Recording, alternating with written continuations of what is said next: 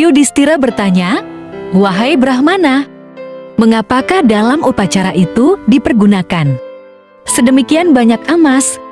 Dan kapankah Baginda Raja Maruta itu memerintah?"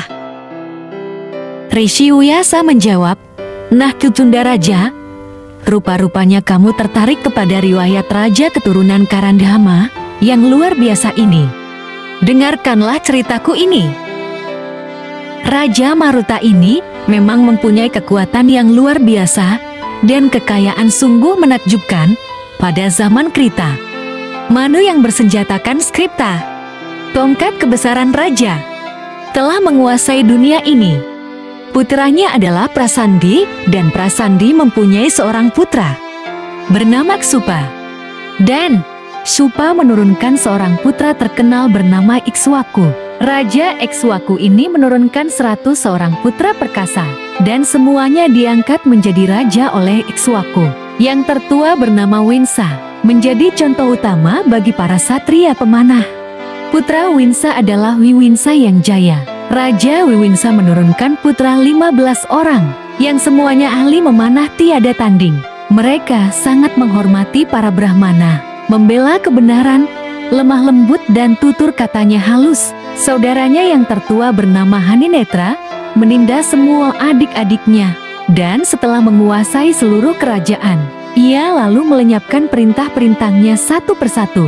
Akan tetapi ternyata Haninetra tidak mampu mempertahankan kedudukannya. Lebih-lebih karena seluruh rakyat kerajaan tidak menyukainya. Ia dapat digulingkan dan anaknya Swarca dinobatkan menjadi raja.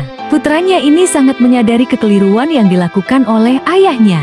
Dan setelah ayahnya itu diusir dari kerajaan Swarca, lalu memerintah dengan cita-cita untuk membahagiakan seluruh rakyatnya. Ia memuja Brahmana berkata benar tingkah laku dan perbuatannya, mementingkan kesucian dan ia dapat mengendalikan pikirannya serta perasaannya. Rakyat sangat mencintai raja ini. Akan tetapi, karena Baginda bagian ini terlalu mementingkan kesucian dan mengabaikan keduniawian, maka kerajaan menjadi miskin dan ditambah pula oleh adanya pemimpin-pemimpin yang mempergunakan kesempatan memperkaya diri sendiri. Mereka itu sungguh mempersulit kedudukan raja sehingga hanya dengan susah payah raja mempertahankan tegaknya kerajaan.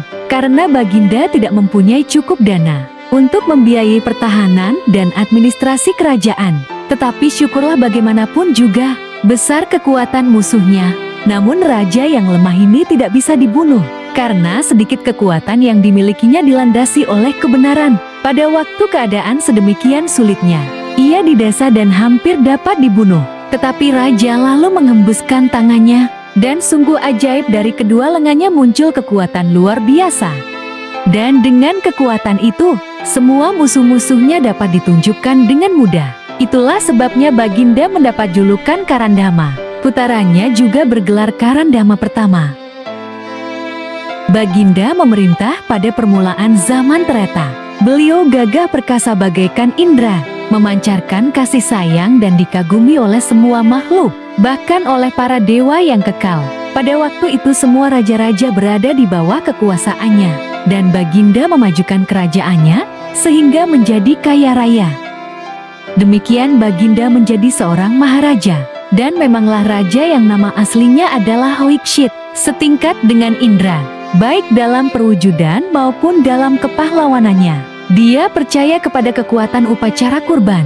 Batinnya teguh, indrianya terkendali dengan sangat sempurna. Dalam hal pancaran kekuatan Baginda setara dengan surya sendiri. Dan dalam hal kesabaran Baginda bagaikan bumi ini sendiri. Kecerdasannya seimbang dengan Wihaspati. Dan dalam ketenangan Baginda adalah pegunungan Himawan. Baginda menghibur rakyatnya dengan perbuatan, pikiran dan perkataan.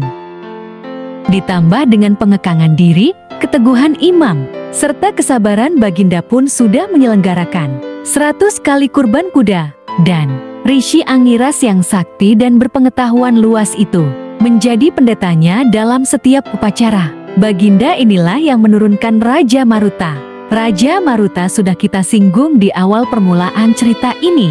Baginda Maruta ini lebih hebat lagi, adil dan sangat dicintai rakyat. Kekuatannya bagaikan 10.000 ekor gajah dan sebenarnya lah dapat dianggap sebagai Wisnu yang kedua. Beliau lebih-lebih lagi mempunyai hasrat untuk menjunjung tinggi kebesaran arti upacara kurban.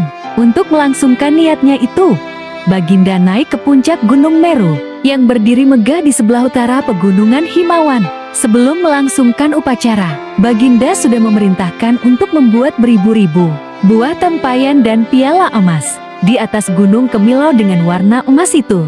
Baginda melakukan upacara. Seluruh pandai emas kerajaan dikerahkan untuk membuat belanga, tempayan, mangkuk dan kursi-kursi dalam jumlah tak terhitung banyaknya. Tempat pemujaan didirikan tidak jauh dari tempat pandai emas itu bekerja.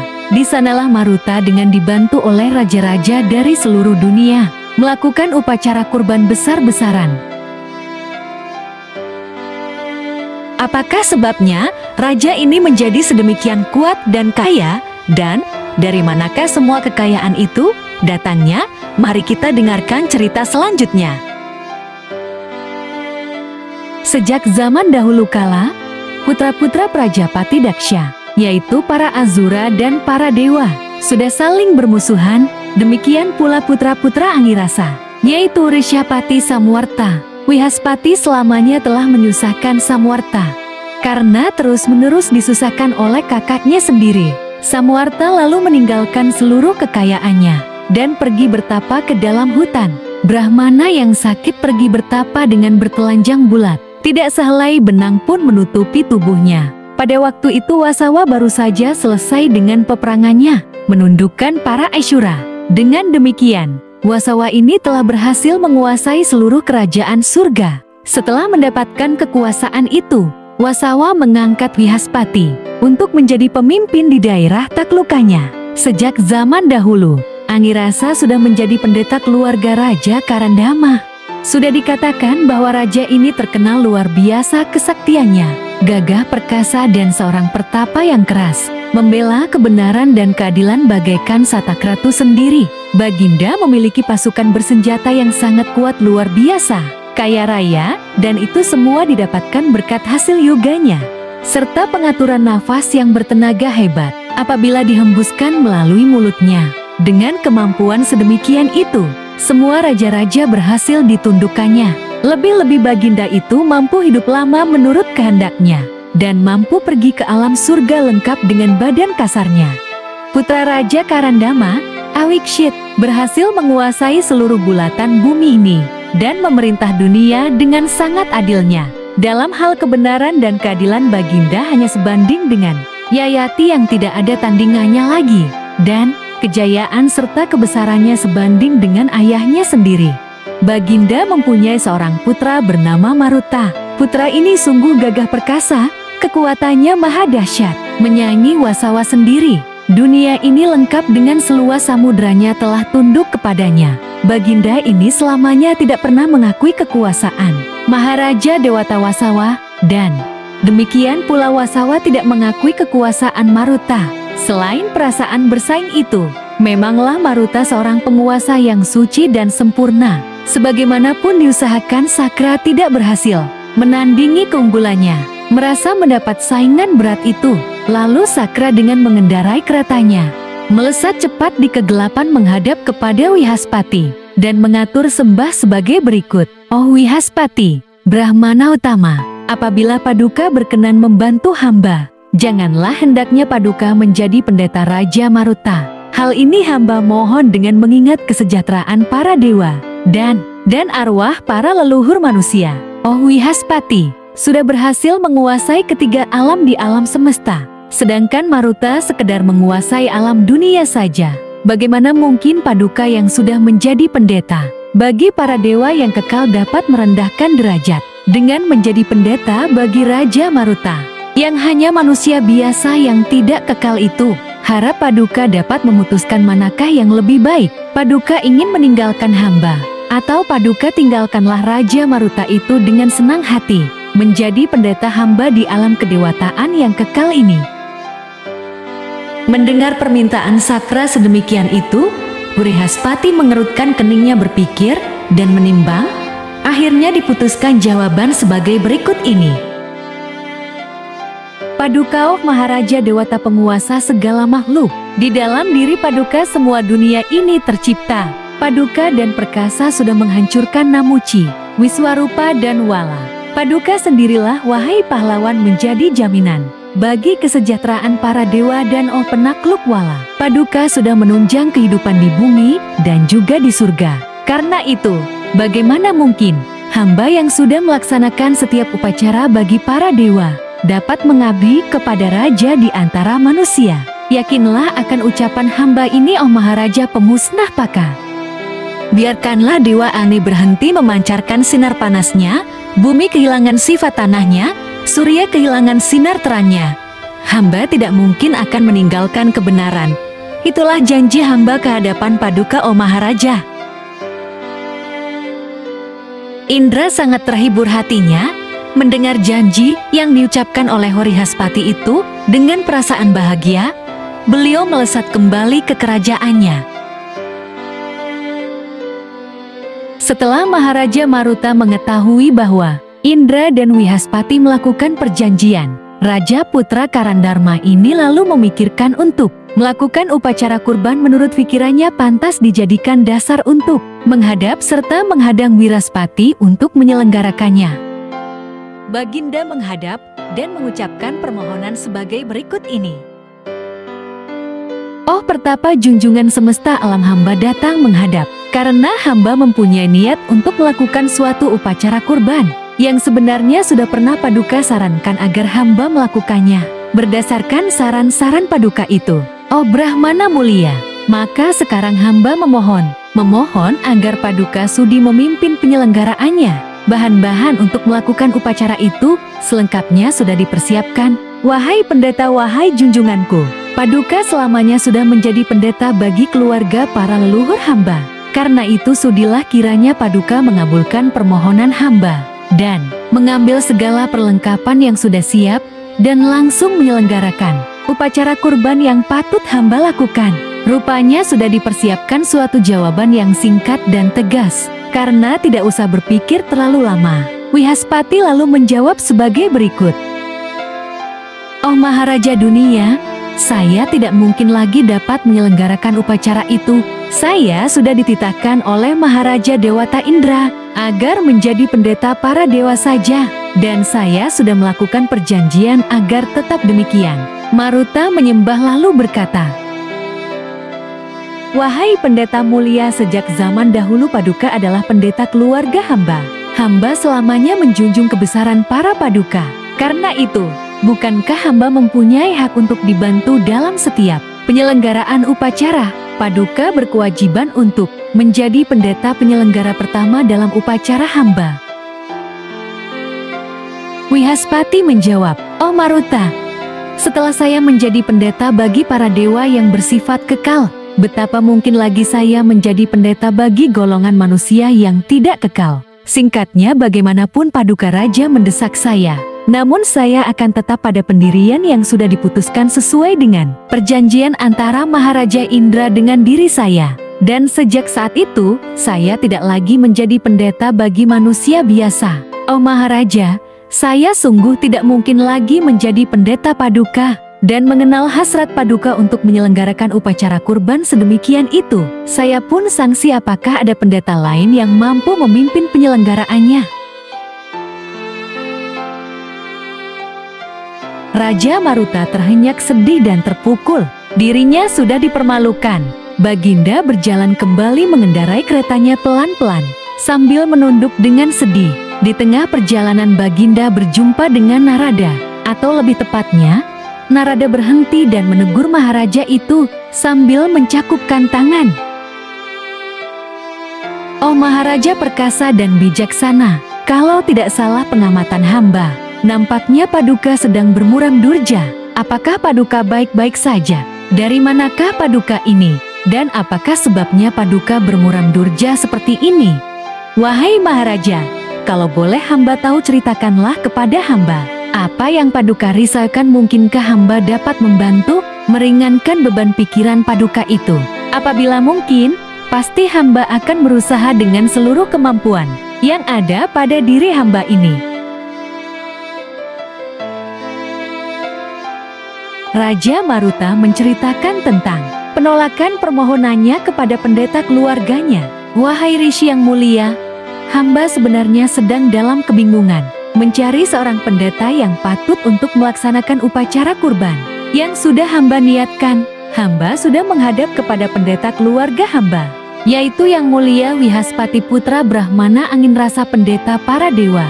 Tapi malang beliau tidak dapat menerima permohonan hamba. Dengan penolakannya itu hamba tidak ingin hidup lebih lama lagi. Hamba telah ditolak mentah-mentah sebagaimana pantasnya orang-orang penuh dosa. Demikianlah perasaan hamba sekarang ini, penuh dosa-dosa. Narada tercengang mendengar ucapan Maharaja Maruta yang malang itu. Tetapi kemudian beliau pun berkata, dengan ucapan-ucapan yang melegakan, katanya, "Wahai Maharaja, jangan dulu putus asa. Masih ada seorang putra Brahmana Angirasa sangat sakti, Samuarta namanya. Tetapi sekarang ini, beliau sedang mengembara menjelajahi dunia ini. Beliau itu seorang pertapa yang sangat aneh berjalan ke seluruh pelosok dunia dengan bertelanjang bulat.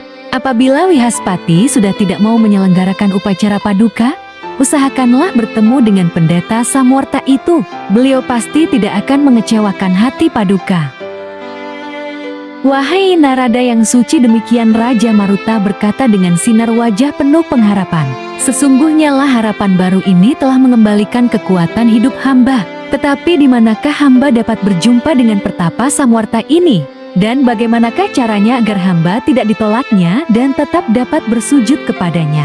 Sungguhlah hamba tidak mau hidup lagi apabila beliau menolak pula permohonan hamba ini. Narada lalu memberi petunjuk seperti berikut ini. Pertapa Samuarta memanglah seorang pertapa yang sangat aneh menurut pengamatan orang biasa. Beliau itu mengembara ke seluruh penjuru dunia dengan tekad bulat ingin berjumpa dengan Maheswara. Pada saat ini, beliau sedang berkeliling di kota Varanasi. Paduka pergilah ke kota itu. Nanti setelah tiba pintu gerbang kota, letakkanlah mayat manusia di sebelah pintu gerbang. Orang yang kelihatan ketakutan dan menghindarkan diri dengan tergesa-gesa menjauhi mayat itu, dia itulah Samuarta. Ikutlah kemana orang sakit itu pergi. Di tempat sunyi sambil mencakupkan tangan, memohon agar beliau suka melindungi paduka. Apabila beliau menanyakan siapa, memberitahukan rahasia dirinya, sebutkan nama hamba Narada. Dan selanjutnya apabila beliau menanyakan di mana hamba berada atau menyarankan agar paduka mengikuti hamba, katakanlah bahwa hamba sudah menceburkan diri ke dalam api. Setelah jelas semuanya, Raja lalu mencakupkan tangan memberi hormat kepada Narada dan mohon diri agar diperkenankan melanjutkan perjalanannya menuju kota Varanasi. Setiba di kota itu, Baginda melakukan secepatnya apa yang dinasihatkan oleh Narada. Baginda meletakkan sesosok mayat manusia dekat di sebelah pintu masuk kota. Dan adalah suatu kebetulan, pada saat bersamaan Brahmana aneh itu juga sedang memasuki kota Varanasi. Setelah melihat mayat terletak di pintu gerbang, tiba-tiba orang sakit itu menghindar dan bergegas pergi. Setelah melihat pengemis tua berpakaian compang-camping terpontang-panting melarikan diri, Raja lalu mengikutinya dari belakang, sambil terus-menerus menyebut nama dan mencakupkan tangan sebagaimana seorang murid sedang menunggu pelajaran dari gurunya. Tiba di suatu tempat yang sunyi, Samuarta membalik dan melempari Maruta dengan kotoran dan lumpur, debu dan air ludah. Baginda Raja itu disiksa dan diancam. Akan tetapi Maruta tetap menunjukkan kesabaran, memuji-muji dan menyembahnya. Akhirnya orang tua suci itu merasa lelah dan di bawah sebuah pohon ara yang rindang Samuarta berhenti dan duduk kepayahan.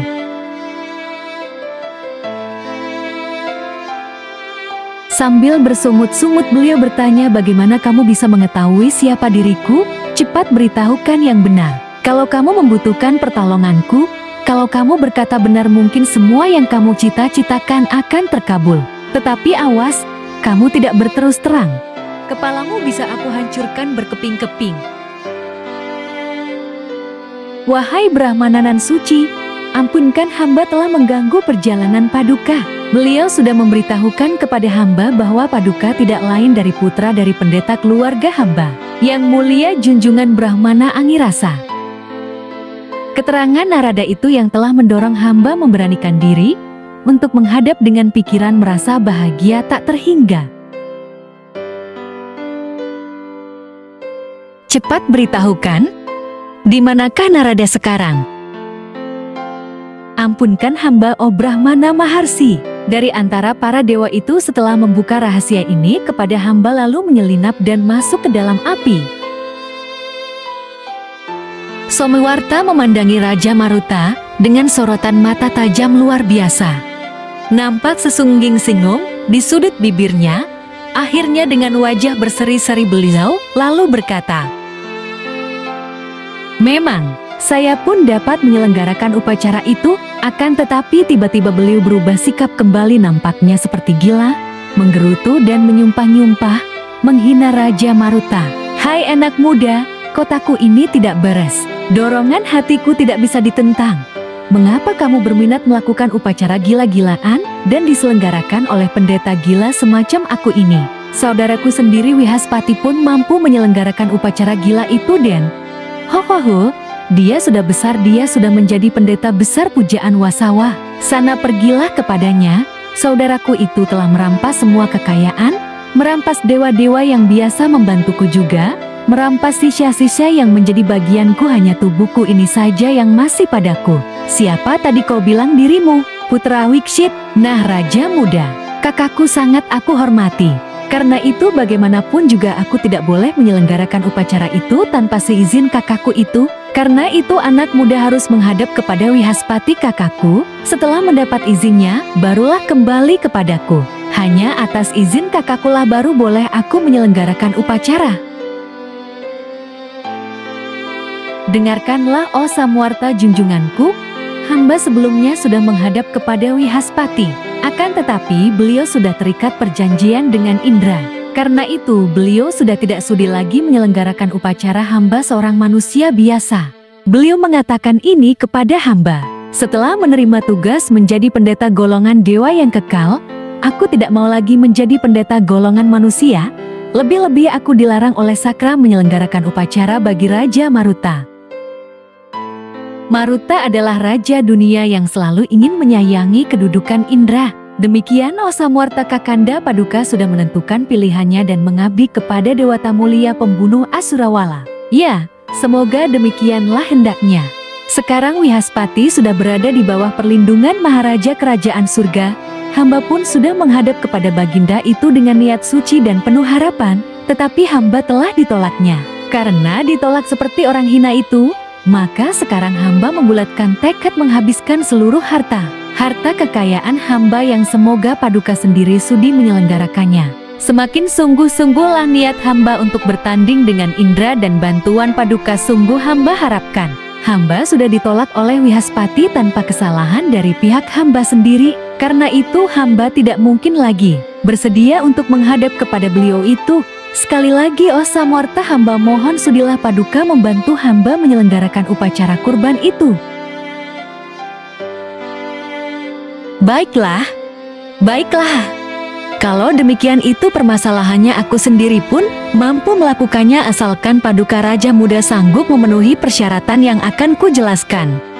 Pertama-tama pastilah Wihaspati dan Purandara akan marah besar apabila mereka tahu bahwa aku akan menyelenggarakan upacara Paduka. Terutama mereka akan marah kepada Paduka dan mereka itu tidak akan segan-segan mencelakakan Paduka.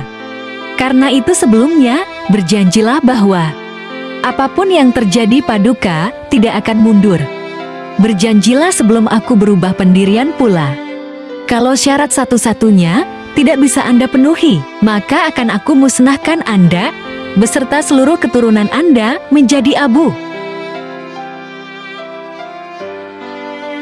Wahai Samwarta nan sakti, apabila ternyata kemudian hamba mengkhianati Paduka, biarkanlah hamba sengsara untuk selama-lamanya tidak pernah mencapai tempat kebahagiaan yang dicita-citakan. Selama gunung masih berdiri, matahari memancarkan sinar panasnya, selama itu pula hamba bersujud di kaki Paduka. Apabila kemudian ternyata hamba mengabaikan paduka, biarlah hamba tidak akan pernah mencapai kebijaksanaan sejati. Biarlah untuk selama-lamanya hamba dimabukkan oleh benda-benda duniawi. Setelah Samwarta mendengarkan kata-kata Raja Maruta yang menyatakan kebulatan tekadnya itu, beliau lalu menjawab, "Dengarkanlah, oh putra Awikshit. Cita-cita yang mendukung pelaksanaan upacara itu sungguh bagus. Aku menyokongnya dan memilih aku sebagai pendeta penyelenggaranya juga tepat. Karena itu, aku merestui niat paduka. Semoga kebaikan paduka menjadi kekal. Dan bahkan buah-buah kebaikan itu melampaui apa yang didapatkan oleh Sakra serta para dewa dan Gandharwa yang bermukim di langit itu.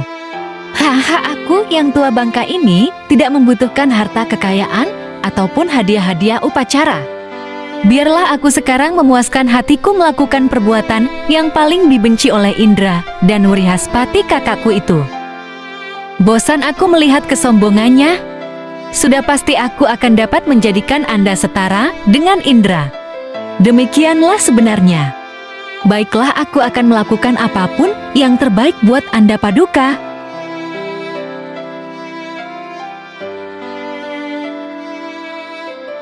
Selanjutnya Samwarta berkata, "Sekarang perhatikan baik-baik apa yang kukatakan ini. Di atas pegunungan Himalaya terdapat sebuah puncak bernama Munjaban. Di sana Mahadewa suami Dewi Uma sedang melakukan tapa dan latihan yoga. Awas terhadap senjata trisulanya yang maha dahsyat itu.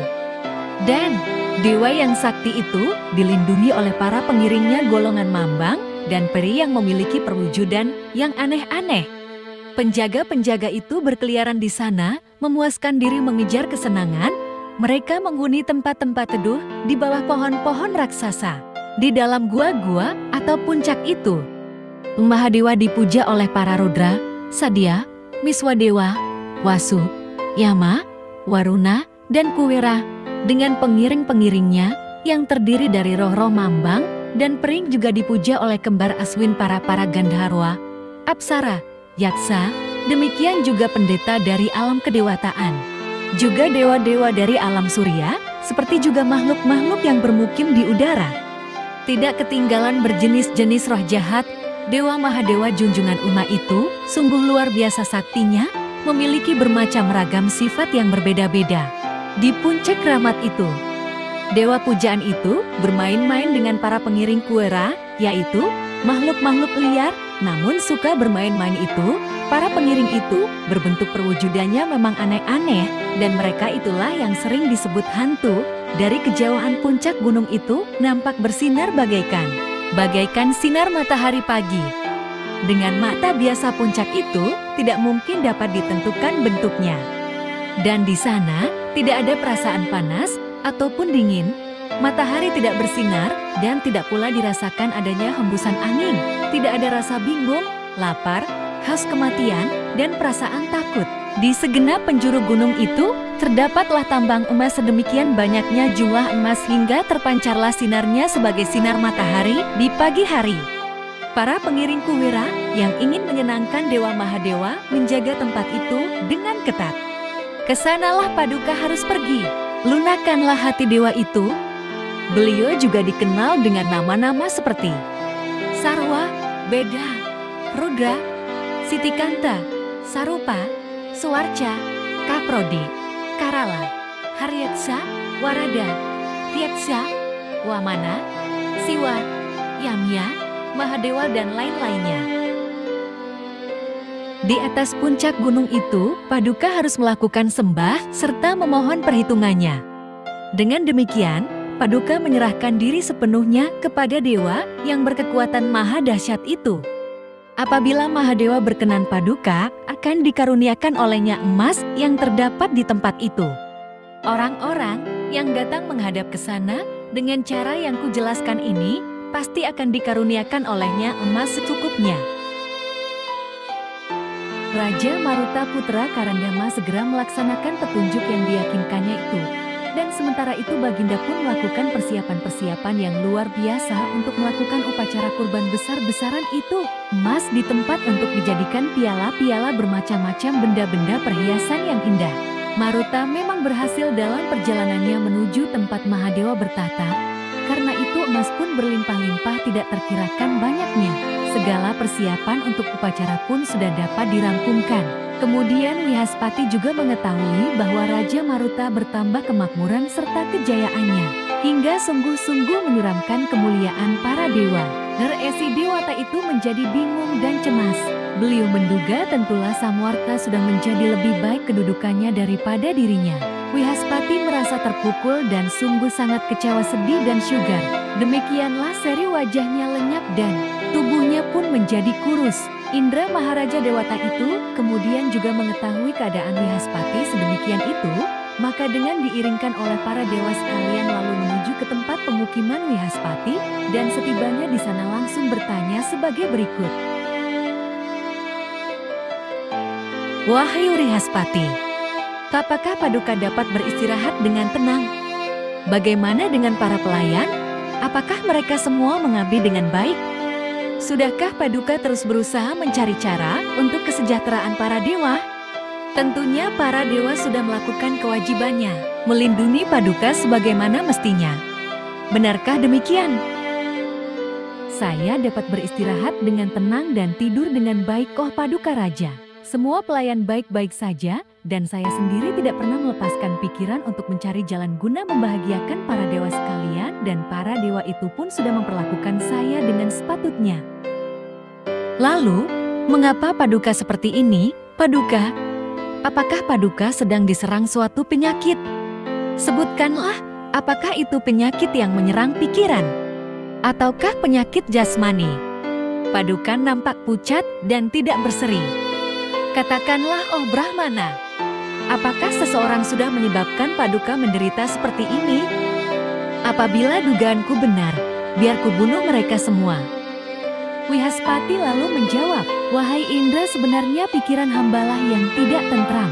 Saya mendengar berita bahwa Maruta Raja Dunia itu akan menyelenggarakan suatu upacara besar-besaran dengan disertai pembagian hadiah-hadiah yang tidak terkira banyaknya kepada Brahmana. Brahmana yang bertugas menyelenggarakan upacara itu, khususnya tentulah Samwarta yang akan mendapatkan kenikmatan selaku pendeta kepala dalam upacara itu. Aduh, betapa besar keinginan hamba agar Samwarta tidak melakukan upacara itu. Demikianlah. Baiklah, oh Brahmana, Paduka sudah mendapatkan segalanya semenjak menjadi pendeta kami di sini. Paduka sudah memahami semua doa-doa suci, sudah mampu mempengaruhi dan mengendalikan usia dan kematian. Apakah yang dapat dilakukan oleh Samwarta sekarang? Wihaspati menjawab, kebahagiaan bagi seorang sangat selamanya menyakitkan perasaan. Mengapakah para dewa bermusuh-musuhan dengan golongan Asura, hingga berlangsung turun-menurun, dan baru berakhir kehancuran total bagi golongan Asura itu?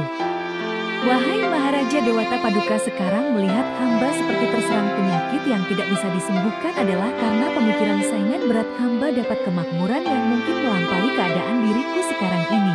Karena itu, ah Indra, bantulah hamba usahakan dengan jalan apa saja, agar Samwarta dan Raja Maruta tidak dapat menyelenggarakan upacara kurban itu. Setelah mendengar apa sebenarnya yang menjadi pikiran Wihaspati, Indra lalu memerintahkan Agni untuk pergi menghadap Maharaja Maruta. Katanya, hai Jataweda, Anda akan kuutus untuk menghadap Maharaja Maruta. Katakan bahwa Anda adalah utusan Wihaspati dan beritahukan kepada raja itu bahwa Wihaspati sendiri yang akan menyelenggarakan upacaranya, agar baginda raja itu berhasil menjadi makhluk kekal. Agni mencakupkan tangan dan berkata, segera hamba berangkat turun ke bumi sebagai utusan Wihaspati. Hamba berkewajiban menjunjung tinggi titah, agar apapun ucapan Indra segera menjadi kenyataan, dan lagi hamba ingin bakti hamba ke hadapan Wihaspati. Setelah mengucapkan kata-kata itu, Agni melesat pergi. Demikianlah Agni Dewa Api itu berjalan menderu-deru menerjang pohon-pohon, dan hutan belantara berpusing bagaikan angin topan dengan suara gemuruh menggelegar. Melihat Agni datang, Maruta berkata, hai, rupanya Dewa Agni yang datang berkunjung lengkap dengan tanda-tanda kebesarannya. Sediakanlah oh Muni tempat duduk baginya, juga air minum, susu sapi, dan air pencuci kaki. Semuanya itu lalu dipersiapkan dan disuguhkan kepada Dewa Agni. Dewa Agni menerima penyambutan itu dengan mengucapkan kata-kata sebagai berikut. Baiklah, saya terima persembahan ini. Tetapi sebelumnya baiklah ku beritahukan bahwa saya datang ke sini sebagai utusan junjungan kami Maharaja Indra dan sekadar menyampaikan pesan-pesannya. Setelah mendapat penjelasan seperti itu, Maruta lalu bertanya, "Oh Agni, apakah Maharaja Dewata di alam surga itu dalam keadaan berbahagia? Apakah Baginda senang kepada kami seperti juga kepada para dewa yang berada di bawah kekuasaannya? Dan apakah dewa-dewa itu semua taat kepada Baginda? Ceritakanlah itu semuanya kepada hamba." "Oh Maharaja dunia, Sakra sangat berbahagia di alam surga. Demikian juga Baginda itu sangat puas terhadap diri Paduka di bumi ini. Dan bahkan Baginda itu berhasrat melimpahkan karunia kepada Paduka yang mungkin akan sangat membahagiakan Paduka. Baginda Sakra berkehendak untuk membebaskan Paduka dari kebingungan. Ketahuilah wahai Raja Maruta bahwa semua dewa-dewa tetap taat dan tunduk kepada Maharaja dan junjungan kami Indra yang agung. Namun sekarang dengarkanlah pesan Maharaja kami itu yang ditunjukkan ke hadapan Paduka. Sebenarnya adapun tujuan hamba kemari ini adalah untuk menyampaikan berita gembiranya itu bahwa Wrihaspati sudah bersedia untuk datang menjelang Paduka serta selanjutnya akan menyelenggarakan upacara kurban yang sedang Paduka persiapkan. Perkenankanlah Wrihaspati menyelenggarakan upacara kurban itu dan tentulah Paduka akan mendapatkan peningkatan kehidupan dari makhluk manusia menjadi makhluk dewata yang kekal." Maruta menjawab, "Wahai Agni, ketahuilah bahwa Dwijati Samwarta sudah memutuskan akan membantu hamba menyelenggarakan upacara itu. Hamba menyadari bahwa setelah Wrihaspati ditugaskan oleh Maharaja Indra menjadi pendeta bagi para dewa, maka tidaklah pantas bagi Yang Mulia Wrihaspati turun ke bumi dan menyelenggarakan upacara untuk kepentingan manusia biasa." Kemudian Agni menjawab, "Apabila Wrihaspati memang berkenan untuk menyelenggarakan upacara kurban itu, mengapa Paduka menolaknya lagi? Paduka pasti mendapatkan berkah dari Yang Mulia Maharaja Indra dan mencapai tempat tertinggi di alam surga. Dipuja-puja dengan sendirinya pula dapat menguasai alam surga." "Oh Maharaja, apabila Wrihaspati yang menyelenggarakan upacara itu, dengan mudah Paduka dapat lebih memantapkan kedudukan di dunia manusia ini. Dan bahkan semua alam semesta akan menjadi kekuasaan Paduka. Semua alam yang telah diciptakan oleh Prajapati di seluruh kerajaan langit alam semesta raya." Tiba-tiba Samwarta memotong dan menjawab, "Hai Agni, janganlah Anda melanjutkan bujukan-bujukan itu. Anda datang sebagai utusan Wrihaspati untuk membujuk Raja Maruta seperti itu. Jangan sampai aku yang tua bangka ini kehilangan kesabaran. Kalau Anda membujuk lagi, Anda bisa kubakar dengan sinar mataku yang tidak mengenal kasihan ini." Mendengar ancaman Samwarta itu, tubuh Agni menjadi gemetar ketakutan bagaikan daun pohon aswata. Dengan tidak menunggu lebih lama ia menyembah dan melesat kembali ke hadapan para dewa di alam surga. Kemudian Agni bersama-sama Wrihaspati menghadap Raja Maruta sesuai dengan petunjuk-petunjukku. "Bagaimanakah jawaban Raja itu? Apakah Raja itu menerima usulanku?" Agni langsung menjawab, "Usul Paduka tidak diterima oleh Maruta." Dan sudah teguh pendiriannya bahwa Samwarta akan menyelenggarakan upacara kurban itu. Dan Baginda itu juga tidak tertarik kepada berkah-berkah yang mungkin dicapainya apabila upacara itu diselenggarakan oleh Wrihaspati, seperti kehidupan yang kekal baik di dunia maupun di alam surga, dan bahkan menolak kemuliaan alam tertinggi yang sudah diciptakan oleh Sang Hyang Prajapati. Mendengar laporan Agni sedemikian itu, Indra lalu berkata yang ditunjukkan kepada Agni, "Kembalilah menghadap kepada raja itu dan katakan bahwa apa yang kupesankan itu sungguh-sungguh tidak boleh ditolak. Apabila usulku itu ditolak, aku akan menghancurkan semuanya dengan senjata petir dan halilintarku." Agni menyembah seraya menjawab, "Ampunkan hamba, tetapi biarlah Raja Gandharwa yang sekarang berangkat ke sana. Hamba sendiri sungguh tidak berani kembali ke sana, karena Samwarta yang sakti sudah mengancam hamba dengan ancaman sebagai berikut. Akan kubakar engkau dengan sinar mataku yang dahsyat ini, apabila Anda berani datang kembali selaku utusan Wrihaspati kepada Raja Maruta. Sakra menjawab, "Oh Jataweda, mengapa takut? Bukankah Anda sendiri yang semestinya mampu membakar segala-galanya? Tidak ada lagi makhluk di alam semesta ini yang mampu membakar Anda menjadi abu. Seluruh isi dunia takut bersinggungan dengan tubuhmu. Sungguh kata-kata penolakanmu itu tidak ada artinya." Agni menyembah dan mengatur sembah. "Oh Paduka Maharaja Sakra, Paduka sudah berkelana mengelilingi alam semesta. Paduka sudah mengetahui segala-galanya. Tentunya lah Paduka mengetahui pula mengapa pada zaman dahulu Rita berhasil merebut kerajaan langit ini dari tangan Paduka." Indra menjawab, "Aku dapat menundukkan musuh yang manapun, juga bahkan mampu menghancurkan sebuah gunung menjadi sekecil atom, apabila aku menghendakinya. Akan tetapi oh Agni, karena aku tidak sudi menerima korban soma yang disuguhkan oleh musuh, dan karena aku tidak menghantam bagian yang lemah dengan senjata petirku yang maha dahsyat ini, maka nampaklah bahwa untuk sementara aku dapat ditunjukkan oleh Writra. Tetapi siapakah dari antara makhluk tak kekal yang dapat hidup tentram di muka bumi ini dengan menciptakan kepalsuan? Aku menghancurkan para danawa di angkasa, serta menyingkirkan Prahlada dari alam surga.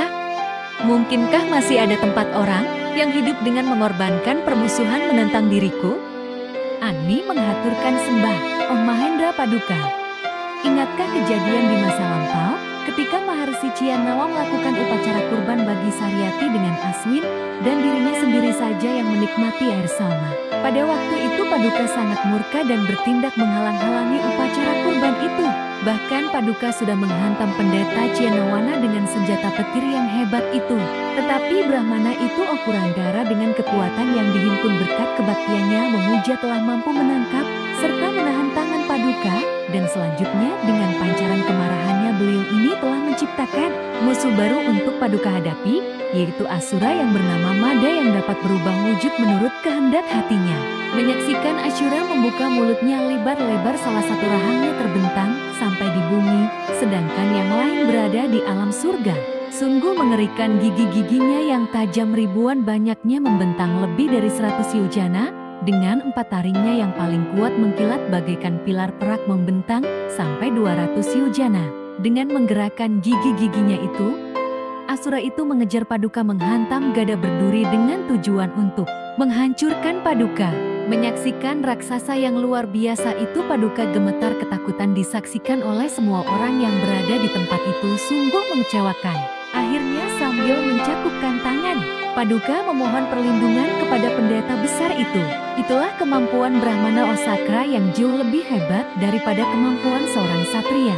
Tidak ada yang lebih kuat daripada kekuatan Brahma, dan menyadari akan hal itu, Osakra hamba tidak berani memulai sengketa dengan Samwarta. Indra berkata, "Baiklah, tetapi walaupun kekuatan Brahmana itu sangat hebat, tidak ada kekuatan yang lebih hebat daripadanya. Tetapi saya tidak akan pernah dapat menahan keangkuhan Raja Putra Awiksita itu. Akan kuhantam dia dengan senjata petirku. Oleh karena itu, oh Raja Danawa dari Tarastra, Anda gantikanlah tugas Agni. Pergilah menghadap Raja Maruta selaku utusanku. Sampaikan pesan kata-kataku sebagai berikut. Terimalah wahai Raja Wrihaspati menjadi guru spiritual Paduka, sebab apabila tidak menerimanya, aku Indra terpaksa menyerang Paduka dengan senjata halilintar yang teramat dahsyat itu." Raja Gandharwa dari Tarastra lalu berangkat menuju istana Maharaja Maruta, serta menyampaikan pesan wasawa itu.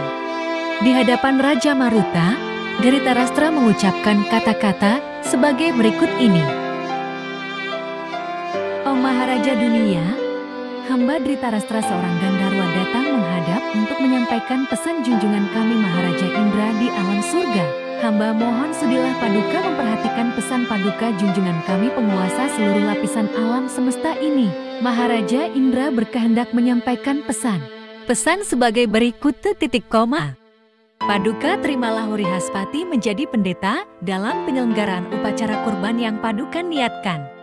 Harap Paduka suka mempertimbangkan akibatnya, yang apabila ditolak pasti saja Indra akan menyerang Paduka dengan menghujani Paduka dengan petir-petir yang maha dahsyat. Raja Maruta menjawab pesan yang disampaikan itu sebagai berikut. Awahai Purandara beserta para Wiswadewa, para Wasu dan Aswin, Paduka semuanya sudah mengetahui apa akibatnya bersikap palsu terhadap seorang teman. Bersikap palsu terhadap teman sama berdosanya dengan membunuh seorang Brahmana. Berdasarkan hal itu, baiklah Wrihaspati tetap menjadi pendeta Paduka di alam kedewataan, berlindung di bawah naungan Paduka yang bersenjatakan petir nan dahsyat. Ketahuilah, O Maharaja, bahwa Samwarta tetap akan menjadi pendeta hamba. Semua usul dan perintah Paduka terpaksa hamba tolak. Raja Gandharwa itu berkata, wahai Raja nan gagah, Paduka bayangkanlah peperangan yang akan menggetarkan dunia, karena Wasawa dengan pengiring-pengiringnya pasti akan bergemuruh memenuhi angkasa dan secara terbuka akan menyerang Paduka. Dengarkanlah permohonan hamba pribadi ini, O Maharaja. Pikirkanlah baik-baik keputusan Paduka demi keselamatan Paduka juga. Hamba pikir hanya sekaranglah kesempatan terakhir untuk menimbang-nimbang itu. Setelah mendengarkan kata-kata terakhir Raja Gandharwa itu, Raja Maruta lalu berunding dengan Samwarta pendeta yang luar biasa teguh dan kesaktiannya itu. Maruta menyembah hormat dan berkata kepada Samwarta, awan tebal di langit menunjukkan bahwa Indra sudah melakukan pengintaian dekat dari sini. Karena itu, O Brahmana mulia, hamba mohon perlindungan Paduka. Lenyapkanlah perasaan khawatir hamba dari ancaman Indra itu. Pemegang senjata halilintar itu rupanya sudah mengepung kita dari 10 arah di langit. Dengan kekuatannya yang hebat, dan lihatlah semua pembantu-pembantu hamba yang menangani upacara sudah menggigil ketakutan. Samwarta menjawab, wahai Maharaja nan gagah perkasa, kekhawatiran Paduka terhadap Sakra segera akan lenyap. Tenanglah, lihatlah saya akan membendung kekuatan yang menimbulkan kekhawatiran itu dengan mengucapkan mantra-mantra sakti. Tenang saja, jangan khawatir akan dikalahkan oleh Indra. Paduka tidak perlu takut dengan ancaman Indra yang sudah menikmati 100 pahala kurban yang dilakukannya. Saya akan memasang alat-alat penangkal ini hingga senjata dewa-dewa itu tidak mampu menghancurkan setiap yang disambarnya. Biarlah kilat dan petir menyambar dari segala jurusan dan angin menyerbu ke dalam awan hingga mencurahkan hujan lebat. Biarlah air menjadi jenuh di angkasa dan petir tidak pernah berhenti menyambar semuanya. Itu tidak akan menimbulkan gangguan-gangguan. Paduka tidak usah khawatir, yakinlah. Biarlah Wasawa menuangkan semua hujan dan melepaskan senjata-senjatanya dimanapun menurut kehendaknya. Biarlah senjata-senjata itu menyambar-nyambar untuk menghancurkan diri Paduka. Tetapi jangan takut, karena Wahni Ani akan melindungi Paduka sebaik-baiknya dan tidak usah sangsi, pastilah Paduka akan mencapai apapun yang dicita-citakan. Maruta berkata, dentuman-dentuman petir dan halilintar disertai dengan gemuruh angin yang mengerikan ini memekakan telinga dan menggoncangkan perasaan hamba, O Brahmana. Hati hamba tidak tentram. Perhatikan, rasa takut itu segera pasti lenyap. Aku sedang mengusir suara gemuruh itu dengan kekuatan angina. Terimalah sekarang suatu berkah dariku. Katakan apa yang Paduka inginkan dariku, pasti itu akan tercapai. Keinginan hamba, O Brahmana, biarlah tiba-tiba muncul Indra berdiri di hadapan hamba dan menerima persembahan yang disajikan untuknya dan semua dewa yang lain, agar berkumpul di sini untuk menerima sajian-sajian yang khusus dipersembahkan kepada mereka, dan akhirnya menerima minuman air soma yang disuguhkan kepada mereka.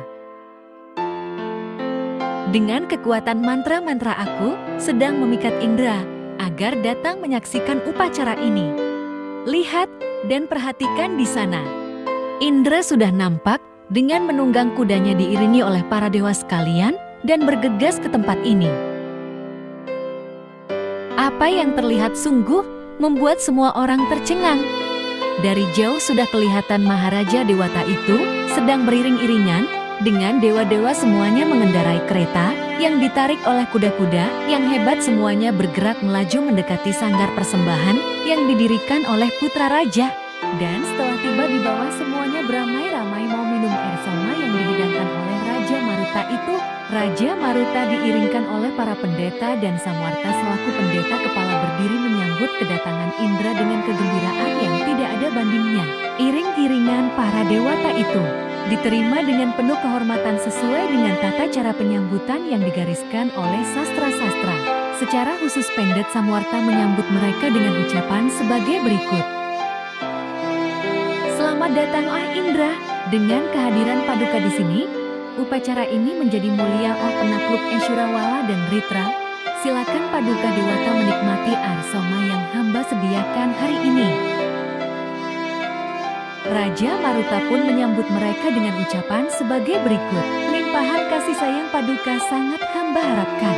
Hamba menundukkan kepala bersujud memuja Paduka oh Indra, dan dengan kehadiran Paduka di sini, maka upacara yang hamba selenggarakan menjadi sempurna. Pastilah kehidupan hamba sudah diberkahi dengan pahala-pahala yang baik.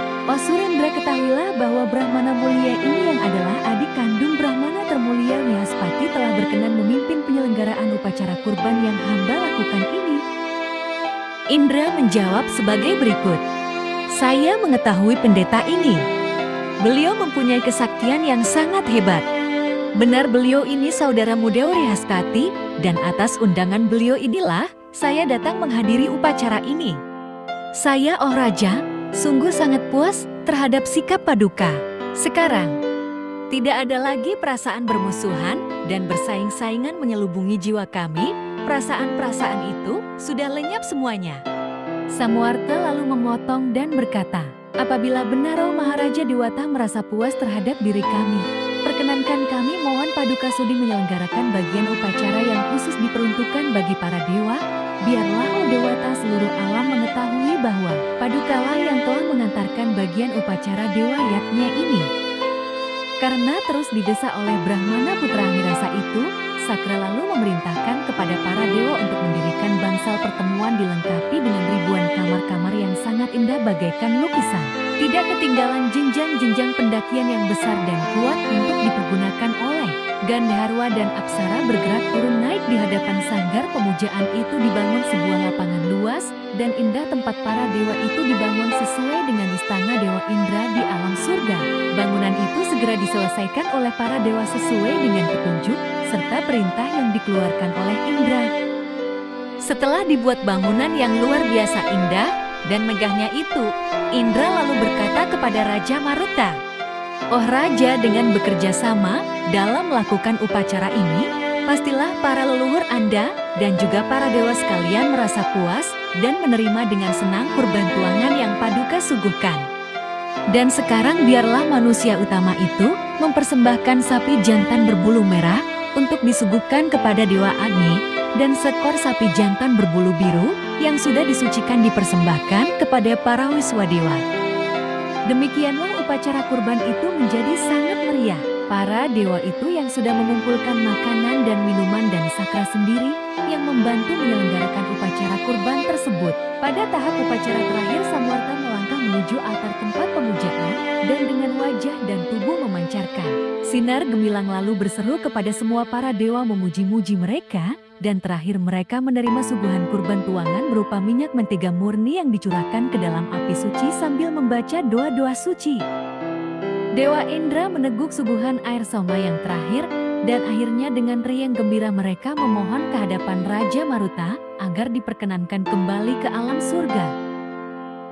Setelah para dewa itu semuanya kembali ke surga, Raja Maruta lalu mengumpulkan keping-keping emas dan ditempatkan di tempat-tempat tertentu, juga membagi-bagikannya kepada Brahmana, dan pada ketika itu raja yang hebat ini nampak bersemarak bagaikan kuera sendiri yang kaya raya itu. Dengan perasaan riang dan gembira raja mengisi kas kerajaan dengan kekayaan yang luar biasa, dan setelah menyembah serta memohon diri kepada Brahmana, Samwarta Baginda pun kembali ke ibu kota kerajaan dan untuk selamanya menguasai dunia ini. Raja Maruta itu sudah memerintah dengan kebaikan yang tidak ada bandingannya, demikian pula dengan kekayaannya. Demikianlah oh Yudhistira, Cucunda harus pergi ke tempat yang telah kutunjukkan dan ambillah kejayaan yang tersisa itu. Selanjutnya lakukanlah upacara pemujaan kepada dewa-dewa yang sebagaimana layaknya. Yudhistira nampak sangat gembira mendengar cerita serta petunjuk-petunjuk dari Maharesi putra Dewi Satyawati itu dan timbul kembali semangatnya. Dan di sana pula Baginda mengukuhkan niatnya untuk melakukan upacara dengan kekayaan yang akan dijemputnya itu. Baginda lalu melakukan pertemuan-pertemuan dengan para menteri untuk membahas masalah ini. Demikian Wiracarita Aswamedha Parwa, bagian 4 sampai dengan 10. Yang memaparkan kisah upacara besar Aswamedha yaitu penganugerahan Prabu Yudhistira menjadi Maharaja di Raja Hastinapura. Jangan lupa follow dan subscribe untuk cerita selanjutnya. Terima kasih.